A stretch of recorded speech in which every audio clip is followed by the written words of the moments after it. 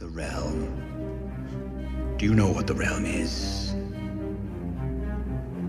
It's the 1,000 blades of Aegon's enemies. A story we agree to tell each other over and over till we forget that it's a lie. What's up, ladies and gentlemen? Welcome back for another A Song of Ice and Fire theory video. Today I want to talk about arguably one of the most important scenes in the books, which is when the Starks found the direwolf pups in the late summer snows. But what I mainly want to talk about today is how Jon Snow found his direwolf Ghost.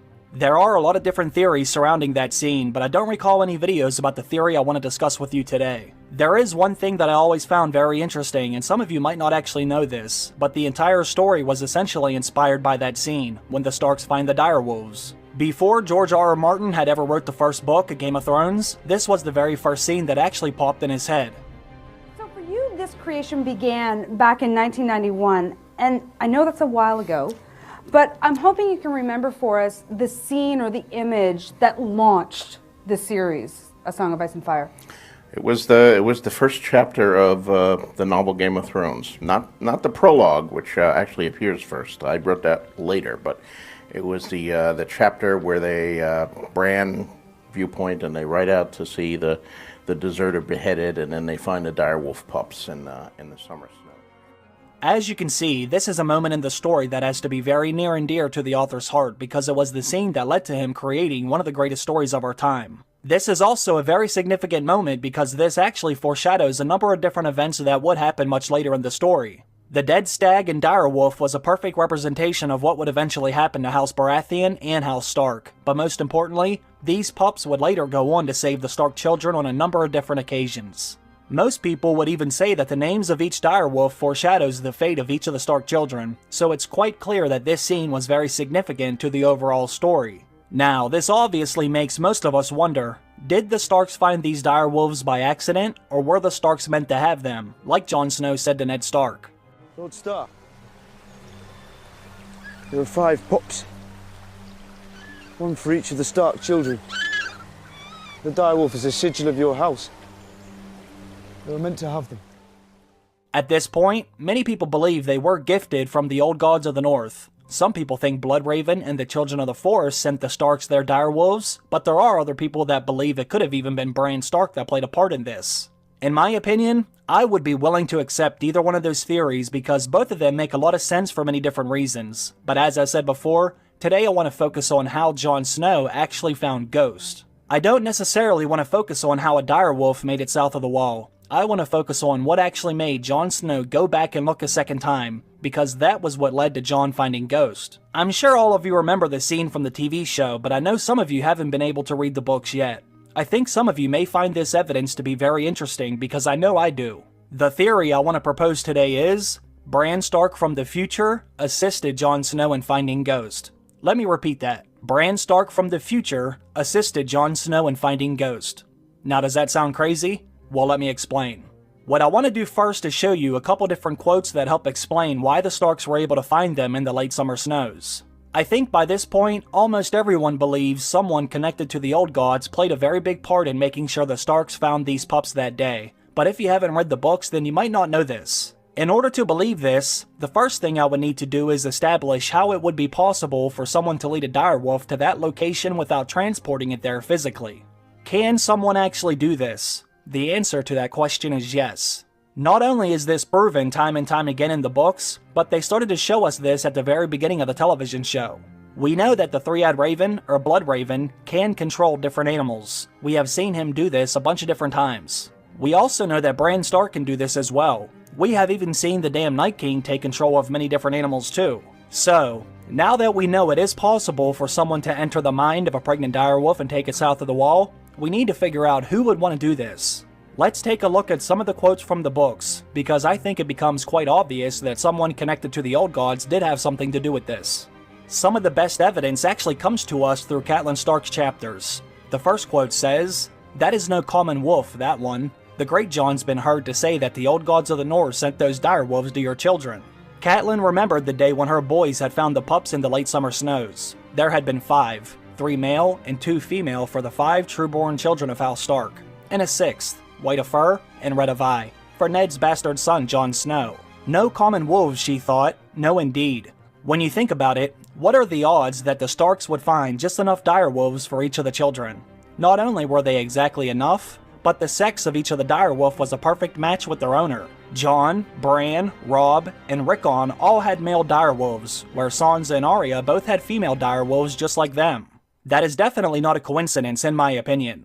Catelyn Stark knew that some higher power had to be at play, because in the next quote she says, "Any man Grey Wind mislikes is a man I do not want close to you. These wolves are more than wolves, Robb. You must know that. I think that perhaps the gods sent them to us, your father's gods, the old gods of the north. 5 wolf pups, Robb. 5 for 5 Stark children." 6, said Robb. "There was a wolf for Jon as well. I found them, remember?" Catelyn Stark is not the only one who starts to think that someone sent these direwolves, because Jon Snow starts to consider this as well. Later in the books, Jon realizes something significant about Ghost. Red eyes, Jon realized, but not like Melisandre's. He had a werewood's eyes. Red eyes, red mouth, white fur, blood and bone, like a heart tree. He belongs to the old gods, and he alone of all the direwolves was white. 6 pups they'd found in the late summer snows, him and Robb. 5 that were gray and black and brown for the 5 Starks, and 1 white as snow.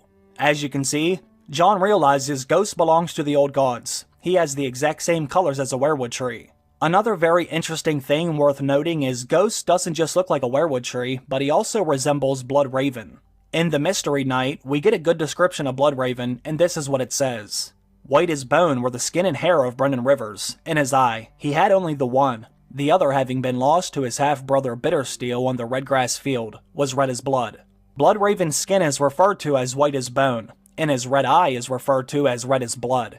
That's blood and bone, like a heart tree, which is exactly what Jon said about Ghost. He is blood and bone, like a heart tree." When Jon thinks about this, he also thinks about the day that him and Robb had found all the pups. Now, let's go back to that day Jon found Ghost. Make sure you pay very close attention to the details in that scene, because as I said at the beginning of the video, I think Bran Stark from the future made sure Jon went back and found Ghost. After they find the first 5 pups, they are getting ready to leave and head back to Winterfell, but that's until Jon hears something that no one else seems to notice. Let's take a look at what it says. "It was not until they were mounted and on their way that Bran allowed himself to taste the sweet air of victory. By then, his pup was snuggled inside his leathers, warm against him, for the safe long ride home. Bran was wondering what to name him. Halfway across the bridge, Jon pulled up suddenly. 'What is it, Jon?' their Lord Father asked. 'Can't you hear it?' Bran could hear the wind in the trees, the clatter of their hooves on the ironwood planks, the whimpering of his hungry pup, but Jon was listening to something else. Now try to remember the details that we have been told so far. They were already halfway across the bridge, with a large group of horses making a ton of noise, but somehow Jon heard something in the distance. Jon heard something else. Bran could hear the wind in the trees. Don't forget that line right there, because when he hears the wind in the trees, that will come up later a few times in the video. "There," Jon said. He swung his horse around and began to gallop back across the bridge. They watched him dismount where the direwolf lay dead in the snow, watched him kneel. A moment later he was riding back to them, smiling. "He must have crawled away from the others," Jon said. Alright, now let's break this scene down, because there were a few different interesting things that happened here. The first thing we need to ask is, how the hell did Jon Snow hear Ghost? They were already halfway across the bridge by the time Jon heard something, but how did he hear Ghost when he is traveling with a large group of men that are all riding on horses? Bran said all he could hear was the wind, and the sound of all the clatter of the horses' hooves on the ironwood planks of the bridge. But somehow Jon was able to hear this tiny pup make a noise. That seems like it would be very hard to do. I find this even more interesting because we eventually do learn one thing about Ghost that is different from all the other direwolves they found that day. The one special thing about Ghost is, he never makes a sound. Let's take a look at what Jon says in his very first chapter. "He's not like the others," Jon said. "He never makes a sound. That's why I named him Ghost. That, and because he's white. The others are all dark gray or black." Let's look at another quote from one of Jon's chapters.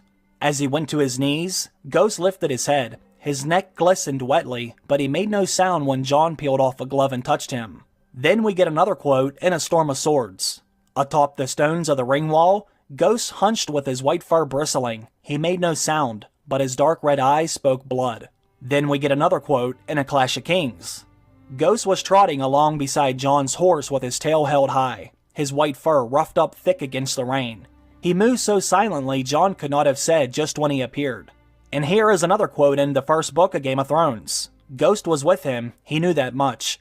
The silent presence of the direwolf gave him comfort. Almost every single time Ghost is described in the books, one of two things are always mentioned. He makes no sound, and he moves silently besides Jon whenever they walk. There are dozens and dozens of quotes that remind us, Ghost never makes a sound. So how the hell did Jon hear Ghost the day he found him? What did Jon actually hear that made him turn his horse around, after he was already halfway across the bridge?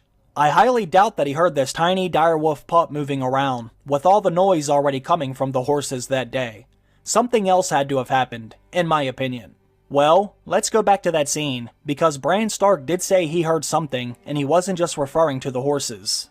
It was not until they were mounted and on their way that Bran allowed himself to taste the sweet air of victory. By then, his pup was snuggled inside his leathers, warm against him, safe for the long ride home. Bran was wondering what to name him. Halfway across the bridge, Jon pulled up suddenly. "What is it, Jon?" their Lord Father asked. "Can't you hear it?" Bran could hear the wind in the trees. Okay, so after Ned says, "What is it, Jon?" Jon says, "Can't you hear it?" That is immediately followed up by Bran thinking about what he does hear, and the first thing Bran thinks of is he can hear the wind in the trees. Now, what does that mean? Why is that significant? Why did the author describe that to us? You also cannot forget, this was the very first scene that George R.R. Martin had ever written for the story. Everything else that happens in the story originated from this very scene. Alright, now let's think about a few different things that Jon could have possibly heard that made him turn around and find Ghost. Besides the sounds the horses were making that day, all we are told is there was the sound of the wind moving through the trees. So that's all we really have to go on at this point. So, if there was some magical or mystical force influencing Jon to turn around and double check, most people would probably assume it was either Bloodraven and or the Children of the Forest, since most people assumed they sent the direwolves in the first place. But when it comes to Jon finding Ghost by himself, I think something else was at play. Another thing you could say is maybe Jon already had a close connection to Ghost, and that was what led him to finding the direwolf. In the TV show, we never really see Jon go inside a ghost, but Jon is able to do this in the books. There are a number of different quotes that let us know Jon is able to sense Ghost whenever he is nearby. Here is one of those quotes. Ghost was not always with them, but he was never far either. Even when they were apart, Jon sensed his nearness. He was glad for that. Jon and Ghost have a very special bond in the books, so if you want to say Jon turned around and found Ghost because he could have sensed him, I am completely fine with that. I really can't dispute that because there is an overwhelming amount of evidence that shows us this is true. We also know that Ghost was the very first direwolf to open up his eyes. They were actually already open when Jon found him, so perhaps Jon was able to have a connection to Ghost that day because of this. This is what we are told when Jon finds him. His fur was white, where the rest of the litter was gray. His eyes were as red as the blood of the ragged man who had died that morning. Bran thought it was curious that this pup alone would have opened his eyes while the others were still blind. That could explain how Jon was able to sense Ghost was there, because I don't think Jon would have heard him based on some of the other quotes I have shown you already. Ghost is known for always being silent, but since Ghost was the first pup to open up his eyes, then perhaps Jon was the first one to have a connection to his direwolf. However, I want to go with the third option. Since they found the direwolf pups during one of Bran Stark's POV chapters, I tend to believe that Bran may have had something to do with this. Not to mention, the first thing Bran hears that day is the wind moving through the trees, and I think we are told that for a very good reason. What if I told you it was actually Bran Stark from the future making the wind move through the trees that day? Could it have actually been Bran that was influencing Jon to turn around and find Ghost? I really think Jon may have heard a whisper that caused him to turn around, and that whisper may have actually came from Bran. Before you completely disregard this option, let's just take a look at some of the evidence. There is some evidence that may be suggesting Bran Stark is trying to communicate with people through the trees, and the sound of the wind. Some of you may or may not remember this, but a few months ago I read one of Bran's chapters when he was inside a Bloodraven's cave. This is when Bran Stark begins to learn how to use the weirwood net by looking out through the trees. His training begins with him looking through the heart tree at his home in Winterfell. The first thing he sees is something that happened very recently because he sees his father. But he is also able to look back even farther in time because he sees Lyanna and Benjen playing in the Godswood. He sees old Nan when she is much younger.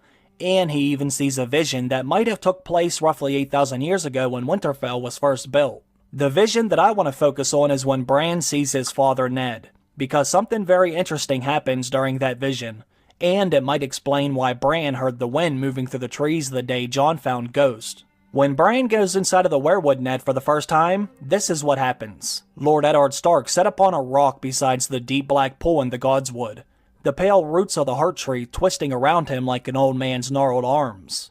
The great sword Ice lay across Lord Eddard's lap, and he was cleaning the blade with an oilcloth. "Winterfell," Bran whispered. His father looked up. "Who's there?" he asked, turning. And Bran, frightened, pulled away. His father and the black pool and the Godswood faded and were gone, and he was back in the cavern, and the pale thick roots of his weirwood throne cradling his limbs as a mother does a child. "Tell us what you saw." From far away, Leaf looked almost a girl, no older than Bran or one of his sisters, but close at hand she seemed far older. She claimed to have seen 200 years. Bran's throat was very dry. He swallowed.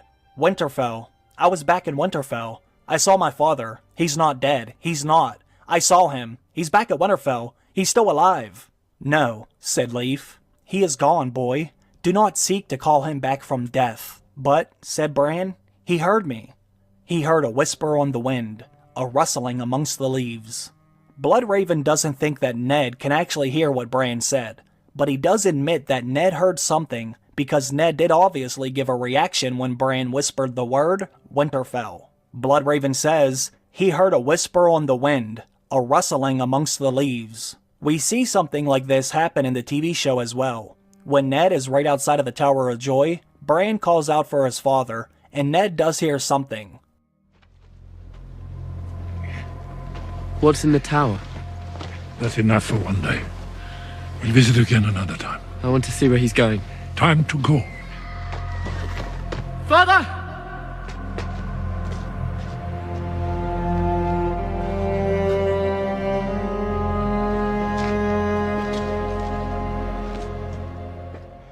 Now, did any of you notice the look on Bloodraven's face when Bran called out to his father? Bloodraven says that Ned cannot hear him, but look at the reaction he has when Bran yells for Ned. Bloodraven looks very concerned, as if he knows Bran can be heard, and Bran may use that power to affect things later on. What's in the tower? That's enough for one day. We'll visit again another time. I want to see where he's going. Time to go. Father!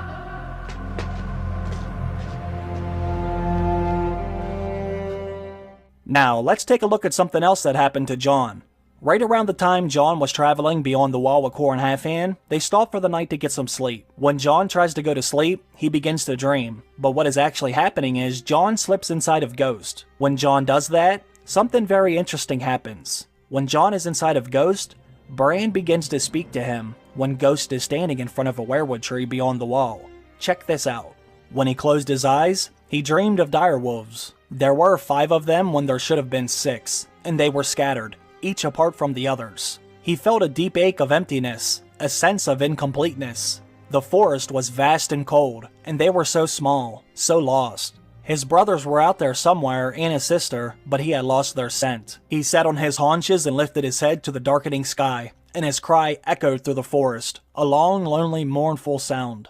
As it died away, he pricked up his ears, listened for an answer, but the only sound was the sigh of blowing snow. "Jon?" The call came from behind him, softer than a whisper, but strong too. Can a shout be silent? He turned his head, searching for his brother, for a glimpse of a lean gray shape moving beneath the trees, but there was nothing, only a weirwood. Remember what was said right there. Jon heard someone whisper his name, and he thought it was his brother. He turned his head, searching for his brother, for a glimpse of a lean gray shape moving beneath the trees, but there was nothing, only a weirwood. It seemed to sprout from solid rock, its pale roots twisting up from a myriad of fissures and hairline cracks. The tree was slender compared to the other weirwoods he had seen, no more than a sapling, yet it was growing as he watched, its limbs thickening as they reached for the sky. Wary, he circled the smooth white trunk until he came to the face. Red eyes looked at him.